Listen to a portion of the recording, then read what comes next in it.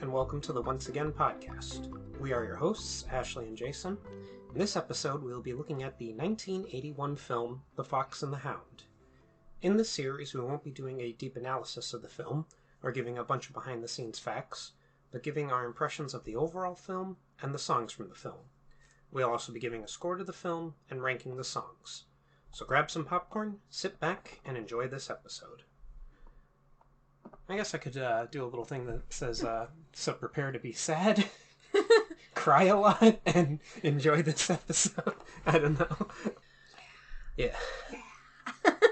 The Fox and the Hound is a 1981 American animated buddy drama film produced by Walt Disney Productions and loosely based on the 1967 novel of the same name by Daniel P. Mannix. The 24th Disney animated feature film, the film tells the story of the unlikely friendship between a red fox named Todd and a hound dog named Copper.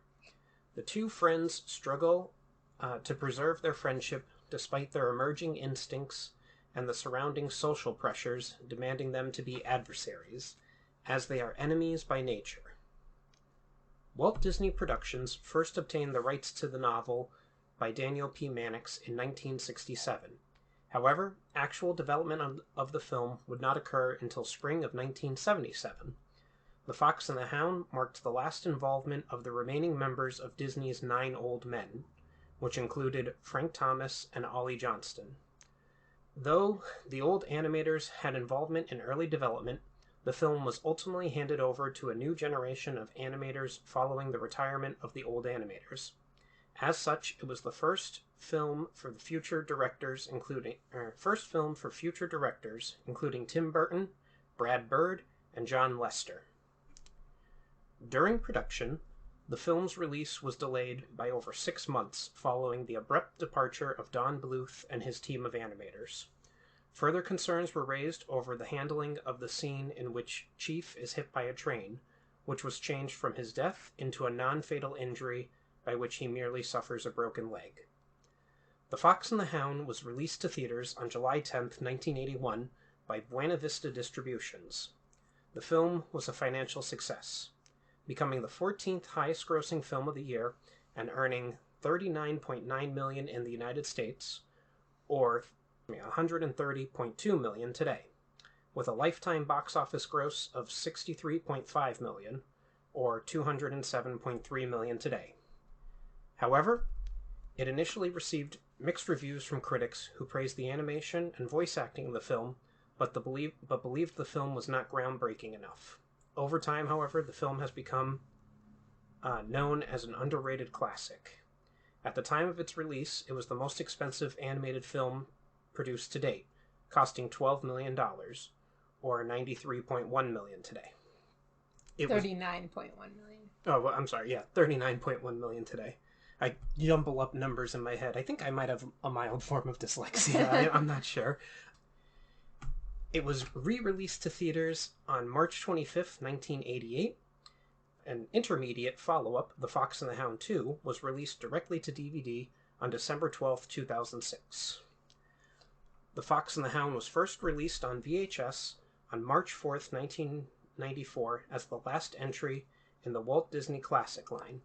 The release was placed in moratorium on April 30th, 1995. Sadly, I couldn't find anything about the Laserdisc release. Oh my god. On May 2nd, 2000, it was released on Region 1 DVD for the first time as part of the Walt Disney Gold Classic Collection, along with the simultaneous VHS reissue as part of the same video line on the same day. This edition went into moratorium in January 2006. Soon after, a 25th anniversary special edition DVD was released on October 10th, 2006.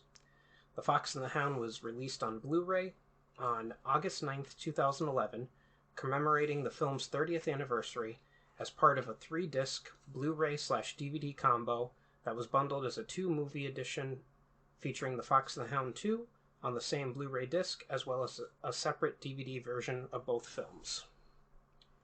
Featuring a new digital restoration, the Blu-ray transfer presents the film for the first time in a 1.66:1 widescreen and also features a 5.1 DTS HD Master Audio.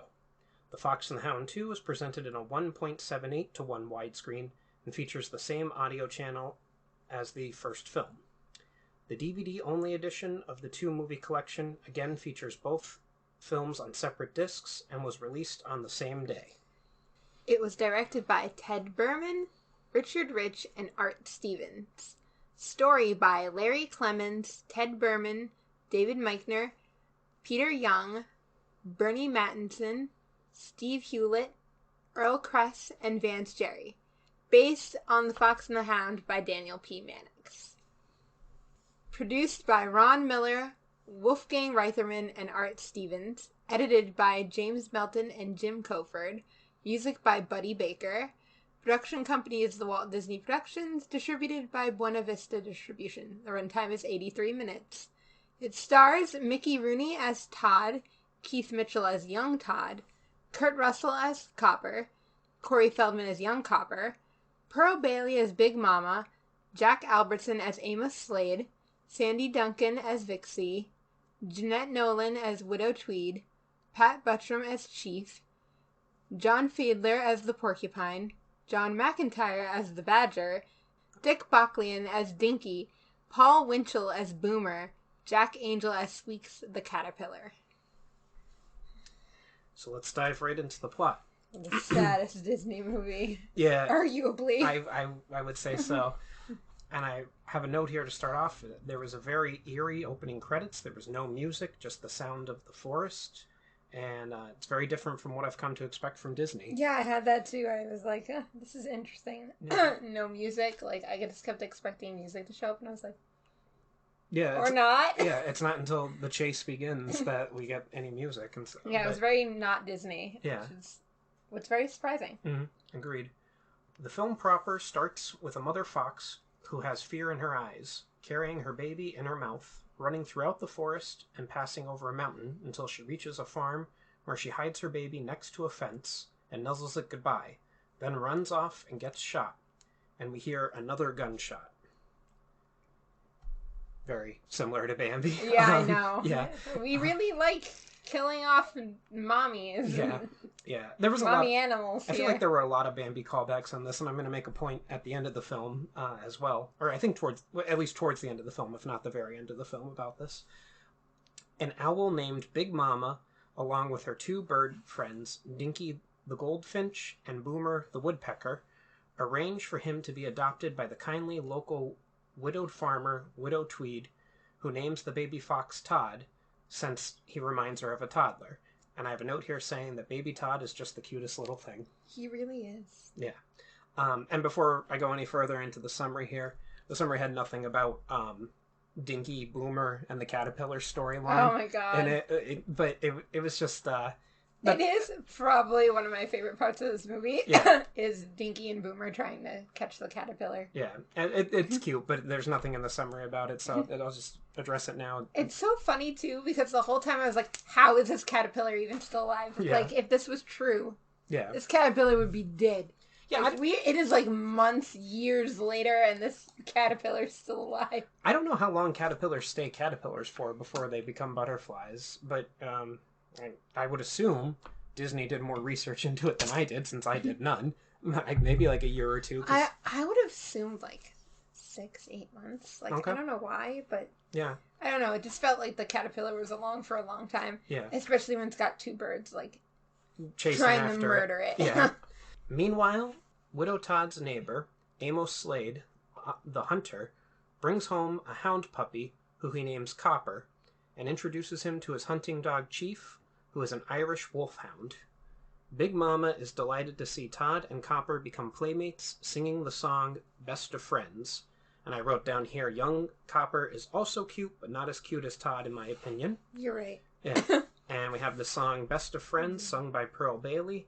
Cute animation, cute lyrics, with a touch of foreboding in it, and well sung. I give it a 7 out of 10.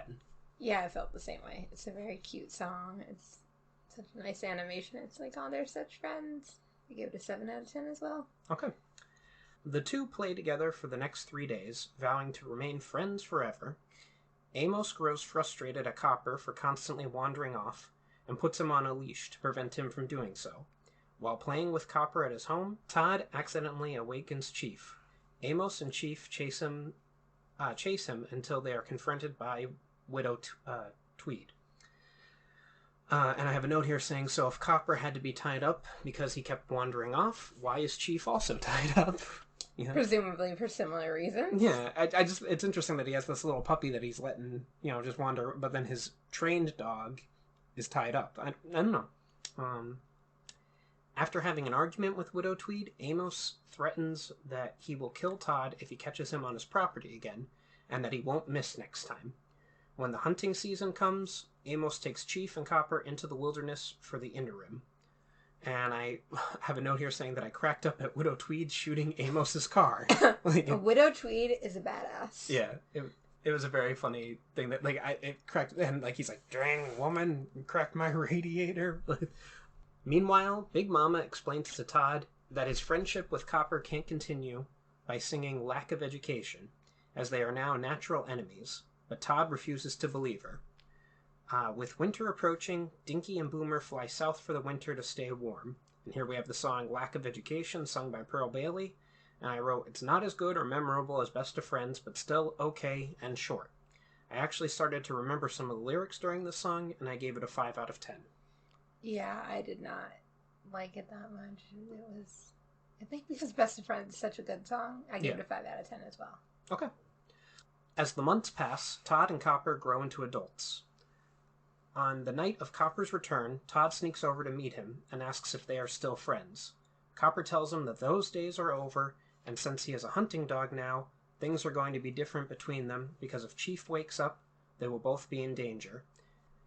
And I wrote down, we have the song here, A Hunting Man, sung by Jack Albertson. And it's just 2 lines that Amos sings as he returns home, but I'm sure Ashley will want to give it a score. So. Rude. I did give it a score. I gave it a 5 out of 10, but rude, just because I count everything. I also gave it a 5 out of 10. Listen, after the Aristocats, I'm not letting any song pass me by. Even if someone whistles, I'm going to start counting it now. One time, folks. One time I count everything, and you've got to count everything now. Yeah. Chief does wake up, alerting Amos. As a chase begins, Copper catches Todd, but decides to let him go. Copper then diverts Chief and Amos since he doesn't want them to kill Todd, who creeps out from under a woodpile and runs across a high railroad bridge for home, but is cornered by Chief, who is blocking his path there. Todd turns back, with Chief making his pursuit to the bridge. But when Todd sees a fast-moving train suddenly approach them, Todd, being small enough, ducks safely under the train, while Chief is hit by it, suffering a broken leg as he topples down a steep cliff into the river below. And I wrote a note here saying originally Chief was supposed to die in the scene, but Disney Studios had concerns about killing him, so they changed it to just being a broken leg. It's been a long time since I had seen this movie, and I was like, oh, Chief is dead! Chief is dead! It still looked like he was dead. So, they really didn't do a good job of that, because, you don't see it till later that you're like, oh, Chief is alive! I literally was like, oh my god, Chief died. Yeah. I don't remember Chief dying. I literally freaked out, and then was like, oh, it's because he's alive. But, man, if you were trying to, keep that scene a little, more PG, it's not. It's still, I thought he was dead. Well, with Chief dying, it could at least explain Copper and Amos's hatred of Todd. But with him only having yes, he still got injured, but... But it's they're overly... Amos storms over to Widow Tweed's house, you're fox, hurt my dog, and it's wouldn't it be so much better if he was you killed my dog, look what happened to my dog because of your fox. Yeah, and Copper especially, because he's Todd, I'll never forgive you for this. It's whoa, buddy. Yeah, it's definitely if you take in the fact that he should be dead, it's oh, well, that makes more sense for the tone of what the other characters are all dealing with. Yeah. No issue killing Todd's mother. Yeah. not changing that. You can totally have dead parents, but, I would like to say... Producer Pumpkin is here, and I can only assume it's because we're talking about a dead dog. He's yes. Dead dogs. We don't like dogs, only cats here. Yeah. He's very curious today, crawling, and normally he just leaves us alone when we're recording, but today he's crawling all over everything. Infuriated by all this, Copper and Amos both blame Todd for poor Chief's accident, and swear vengeance to get him if it's the last thing they do. To make matters worse, Amos storms over to Widow Tweed's house and angrily tells her about getting Todd, who almost killed Chief, and that he plans to get him, but she manages to block him out. She then realizes that she can't protect Todd forever, so the next day she takes him into the woods to set him free at a nearby game preserve, as Goodbye May Seem Forever plays. And I have a couple notes here. I wrote, poor Todd, first he loses his mother, then his best friend, now Widow Tweed. This poor fox can't catch a break. The next note I wrote down, also, we see that Widow Tweed has a photo of Todd celebrating his first birthday. How does she know when he was born? It can't be the anniversary of when he came to her because only a few months have passed. No? I have no clue. Okay. Yeah, it was cute. And then we have the song Goodbye May Seem Forever, sung by Jeanette Nolan in a chorus. And I wrote down, and I think I'm going to leave this in here, this song and this scene. Todd looks so happy during the car ride and has no idea that he's about to be ditched. He's concerned for Widow Tweed because she looks sad. And I wrote, but seriously, the best song of the film so far, and the animation and story gave me the feels, 9 out of 10. I hated it. I, started crying because I was like, oh, that stupid scene's coming up. Here we go. This is the part of the movie. Not Chief getting almost killed. It's like, oh, here we go. Yeah. This is the scene. We've been through a dog getting run over with Rusty before and having a broken leg. We can make it through Chief. This is but this scene is just heartbreaking. It's probably the roughest scene individually. The movie itself overall has a very sad theme, but this individual scene is definitely the saddest scene. Oh yeah, like you said, because he's so happy. He's like, I'm going in the car. Bye-bye's in the car. Yeah. He's so excited. Yeah. And then Widow Tweed's trying to hold it together the whole time, and it's not working. No. And I'm like, I get it was hard on her, but for having to do that, yeah. And he has no instincts, as it's going to show in a few moments. Realistically, I'm like, I don't drop him off at an animal sanctuary or something. Don't drop him off in the middle of the woods where or just do your best to keep him in the house all the time. I don't know. Again, find an animal sanctuary, find someone willing to take care of him, that doesn't live in your podunk town where Amos Slade has vengeance against the fox. Yeah. I didn't read the song. Sorry, go ahead. 8 out of 10. Right. There you go. So Todd's first night alone there is a disaster as he enters a badger's den. The badger, whose name is Mr. Digger, angrily tells him to go away. But a friendly porcupine offers to let him stay with him. And I just have a note here saying, go on, get. Because that's what the badger kept saying over and over. That same night, Amos plans revenge on Todd by showing Copper a demonstration of Todd stepping into a trap. And I have 2 notes here. The first one saying, Amos might be the most evil Disney villain so far. He's going to kill Todd no matter what. And I'm headcanoning that he's the hunter from Bambi. You know what? I'd believe it. And to be fair, he's evil in the sense that, he just wants to kill animals, too. It's not even, he has reasons for it. We're not given a good enough backstory. He's just a lonely man. Maybe he's a widow, too. I don't know. I know nothing about this guy. Widower. Other than he's dead, you know? Yeah. And my second... once all these animals dead. My second note here is that he doesn't even care about Chief's hurt leg. He dismisses him back into the other room. He just wants revenge for the sake of it. Right? I'm telling you, it's because he just wants to kill animals. Yeah. It's... poor Chief hasn't been number 1 since Copper came around, but, man, if I was Chief, I'd be like, he doesn't even give at me. Yeah. Does not care. He doesn't.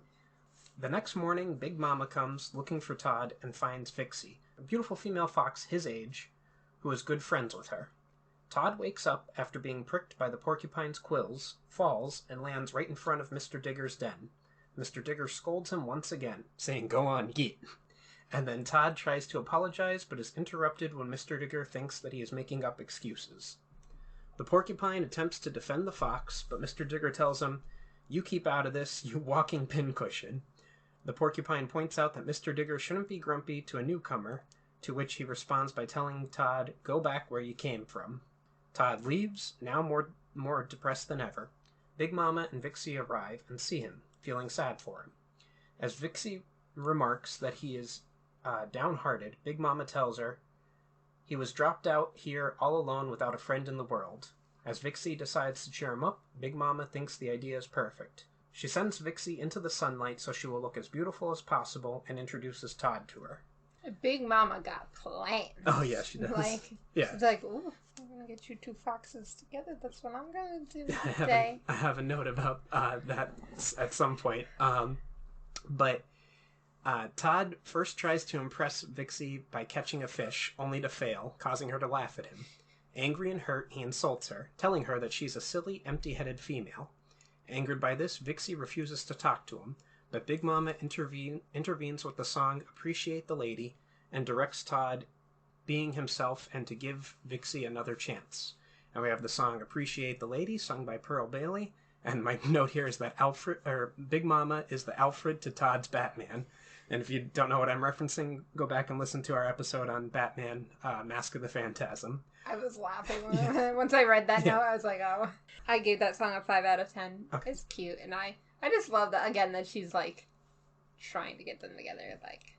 Yeah, I gave it a 6 out of 10. I wrote, it's a short song, but fine. But yeah, as soon as she sees Vixie in her mind, she's like, oh, this is gonna work. I know what to do. Yeah.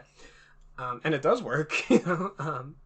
The thing, too, that's interesting is when she is describing Todd to Vixie, and she's like, oh, he's cute. And Vixie's like, oh, he's cute, huh? Like, she fits her name Vixen very well. Yeah, he's young, your age. Yeah. Cute. Yeah. And so they get along very well once he admits his lack of survival skills. Vixie is now aware of his inability to survive in the wild and helps him adapt.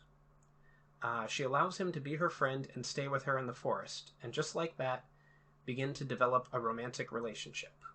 Ooh la la. The next morning, the vengeful Amos and Copper trespass into the game preserve to hunt Todd, without anyone noticing. Amos finds a shadowy path on the way to the pond, and sets up 3 leg hold traps along it, and hides them with leaves. The next morning, Todd and Vixie emerge from Vixie's burrow, having spent the night there. They both remark about how happy they are with one another, and playfully chase each other into the forest. As they come to the trap-laden path, Vixie becomes worried and refuses to go on, but Todd just shrugs it off. She warns him to be careful as he goes down alone. And I have a note here saying Todd says that he's quote-unquote never been happier when he emerged from Vixie's burrow, and she says the same thing. A little bow chicka wow wow. Oh, 100%. Yeah. That was something that surprised me, that the movie... She spent the night at her place. Well, I guess we're spoiling the whole movie, and if you're listening to this and haven't watched it, why not? But the ending scene with the two of them overlooking, like, the 2 houses and everything like that, I was surprised there weren't little foxes, like little baby foxes. Especially because there's a second one in which there are little foxes and little puppies, so... I think isn't that a prequel, though? Is that what that is? I've never watched it, but I've never watched it either. I always thought that it was more about Todd and Copper when they were young. I have thoughts on the ending of this movie, and... Okay. Well, we'll get there. Yeah, we'll get there very shortly. More so about what was missing from the end. Yeah. As Todd walks, he becomes unsettled. His foot uncovers one of the traps, and as Amos cocks his shotgun, his ears perk up at the noise, and he steps backward. Luckily, he narrowly escapes the traps, turning and running as fast as he can, while Amos's gunshots ring out and Copper takes after him, and Vixie as the next chase begins. Todd buys Vixie more time to escape, then waits for Copper to come closer. As the Hound approaches, Todd distracts him, snarling at him. After a brief fight, Todd sprints back to Vixie's burrow with Copper behind his tail. He safely enters, but Copper is too big to follow inside and begins thrashing and clawing his way into it. Todd and Vixie attempt to exit out the other end, but are stopped by Amos taking aim at them. After failing to shoot them, he takes a match and some straw and creates a fire in the back way, blocking their escape. He then joins Copper at the front, ready to shoot them both. Vixie coughs and tells Todd that they're trapped and she's scared. Nevertheless, he tells them that it is their only chance, and they sprint as fast as they can out the back, narrowly avoiding the flames to Amos's astonishment, putting him in pure shock. They scale a mountain with a waterfall nearby, as Copper and Amos follow them up to the top, where they escape by going across an old fallen trunk. Once the hunting duo is at the top of the hill, Amos takes aim at a bush, thinking Todd and Vixie are in it, but finds that the chase climaxes when he and Copper inadvertently provoke an attack from a large, disturbed, sleeping grizzly bear, who they accidentally antagonized. And I wrote a note here saying, "Yo, that bear, though, I completely forgot about the bear, and the animation team did a fantastic job with making it terrifying and huge." Yeah, I forgot about the bear too. I was like, oh. Yeah. Bear. And not cute Baloo bear. No, terrifying red-eyed bear that's terrified bear that's going to murder us all. Yeah. Amos fires only one single shot and only hurts the bear, who swipes at him and sends him falling down the ravine, losing his hat and dropping his gun on a tree just out of his reach. And he is forced to walk backward and gets his foot caught in one of his own traps.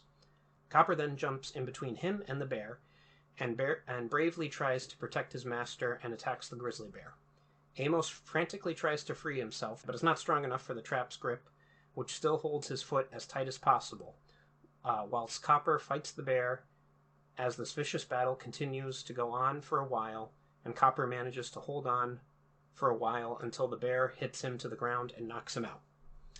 As the battle ends, he is soon overwhelmed. Todd, hearing Copper's yelping echo, looks back and sees the horror of him being nearly killed. At the moment in which the bear closes in and is about to kill Copper, Todd intervenes, rescues him, and jumps on the bear's back, but continues the battle with him and ends up leading him to the old bridge above the waterfall. And I wrote down, despite what the summary says, it's really not a bridge, it's a fallen tree that landed on both sides of the waterfall.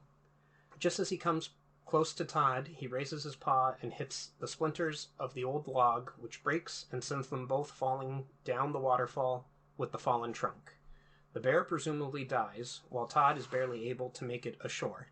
I don't know if the bear actually died. It might have more just been like, we have no idea. I was taking a nap, and I had all this. I'm supposed to be in an animal sanctuary here. Like, what's this hunter doing here? I'm going to go take a nap over here now. But Copper approaches Todd as he lays in the lake, amazed at his bravery, despite past events when Amos appears, having freed his foot from the trap and takes aim at Todd. Copper steps in front of his childhood friend and refuses to move away. After several seconds, Amos lowers his gun and leaves with Copper, but not before he and Todd smile goodbye. And I have a note here saying, I wonder what went through Amos's mind that he decided not to shoot Todd.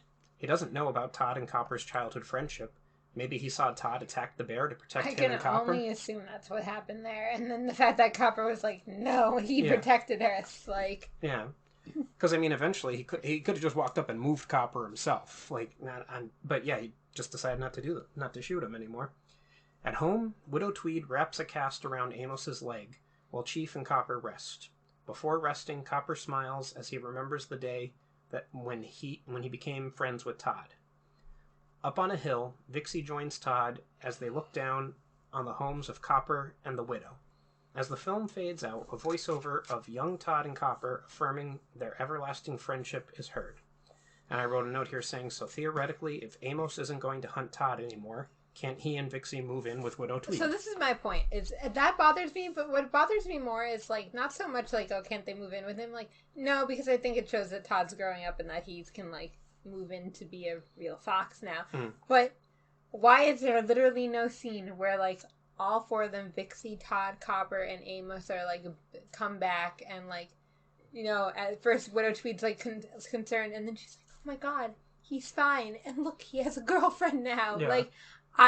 Where is that scene? Like, we get no confirmation that Widow Tweed even knows that Todd's okay. Yeah. We don't know what Amos told her when he got back. Like, he could have just been like, I was stupid and fell in one of my own traps. Like, and how... he doesn't have to tell her anything else about what happened. And, like, that's what, like, we have no, like, doesn't the widow deserve her closure of knowing, like, Todd's out there and he's okay and not, like, ever wondering if she made the right decision? Because for her, seeing that he has found another fox friend, wouldn't that be enough for her to be like, I did make the right decision. I sent him on his way. Agreed. Like we, the audience, know it. We as an audience know that, but she does not know that, presumably, unless they did go talk to her, and that's just like, a missing scene we don't see. But again, why don't we see that then? This isn't like, there's no reason why we couldn't see that. Why the scene of them overlooking instead of like them wandering up to her farm and she sees them and she's like, oh, and then it ends. And you get the same feelings and you can have the everlasting friendship. Like, I get it's not about Todd and Widow Tweed, it's about Todd and Copper, but like Widow Tweed is a part of Todd's story, and it's really Todd's story, this movie. It's not really Copper's story, necessarily. Agreed. And you could even give Amos a line saying, like, he's an okay fox or something like that. Yeah, so that she knows. Yeah, and, like, I don't know. It's also weird, too, because it's not like Todd has a distinguishing mark or something. No. That he could be told, like, you could tell him apart from other foxes. So Amos just went out there, found some foxes, and was like, yep, these are the ones responsible for Chief getting hurt, even though Vixie had nothing to do with it. But there are little details like that if this movie came out today, it would be more fleshed out like that, and they would have, scenes like that in it. But for its time period, we get sad. We just get sad, and then we get no closure on that point. Exactly. Do you want to go into our overall scores, or do you have anything else? Yeah, we can go with that. Right, do you want to go first? Go first. Okay. And I wrote, so it's a very well done film, animation and story-wise. The songs are a bit lackluster, with The Best of Friends probably being the most memorable, while Goodbye May Seem Forever probably being the best one.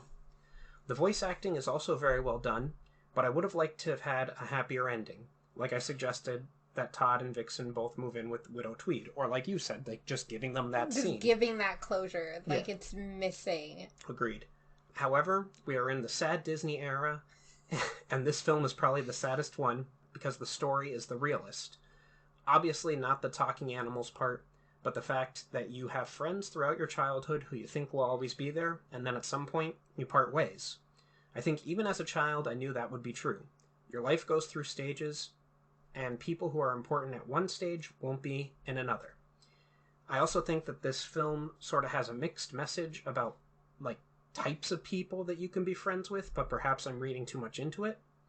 Ultimately, it was their childhood friendship that saved both Todd and Copper's lives, so maybe I'm wrong about that message. Additionally, I don't know why the scene of Widow Tweed abandoning Todd in the woods had to be as sad as it was. Don Bluth had left Disney at this point and was making his own sad, horny movies elsewhere. They could have made it less sad, but whatever. Overall, I'm giving The Fox and the Hound an 8.5 out of 10. It would be a solid 9 if the songs were a little bit better, but they're a vast improvement over the songs from Pete's Dragon. I gave it an 8 out of 10 because I think it's a beautiful storytelling. The animation's very beautiful. I think it's really sad, like you said, sad Disney era, but I think it's really sad compared to even a lot of sad Disney movies. It does lack songs. It's what's really lacking. And like I said, the ending is not very good. Though, now that we're talking about Don Bluth, I thought of something. What this needs is another film that Don Bluth has made. It needs that ending. It needs the Land Before Time treatment here. Because it needs that happy, like, it's such a sad movie, and then it gets to the end, and you're like, everybody meets up in the Great Valley. Like, it needs that ending. It needs that, and everybody knows that everybody's happy ending. We don't have that. We're, like, missing that, like, fundamental little bit at the end. Yeah, agreed. Because, like, even Amos and Widow Tweed are, like, happy and getting along at the end. Like, everybody's good, except we don't know that for sure necessarily. Between Tweed and Todd, because we don't have the full, like, we don't have the complete closure. Maybe I'm wrong about Fox and the Hound too. Maybe it's both a in-between-quel or whatever and a sequel. I don't know, but maybe we do get some sort of closure there. I very much doubt it. I think I have this. I've never seen it, but I feel like I've caught clips of it on Disney Channel or something, and it was Todd and Copper when they were still young. I could be wrong about that. Maybe it's their sons. Maybe it's their daughters. Who knows? This is my personal opinion, and I think the vast amount of people would also agree with us that this is the saddest Disney film of the sad Disney era. Is there anything else you'd like to say about the movie? Or No, that's it. Okay. Well, this has been the Once Again Podcast. Any questions, comments, or critiques can be addressed to our email at onceagainpod@gmail.com. Follow us on our social media accounts, once again pod, all one word, on Twitter, Instagram, and TikTok. Which, I don't know, do you think we're going to make a hive with everything that's going on with Twitter at some point? I'm sad. Don't even talk to me about Twitter stuff. I downloaded Hive and... I made a hive for myself. I don't know, ask people, should we make a hive? Should we be one of the first podcasts on Hive, guys? Because I'm really not doing anything on TikTok. I haven't uploaded a single thing.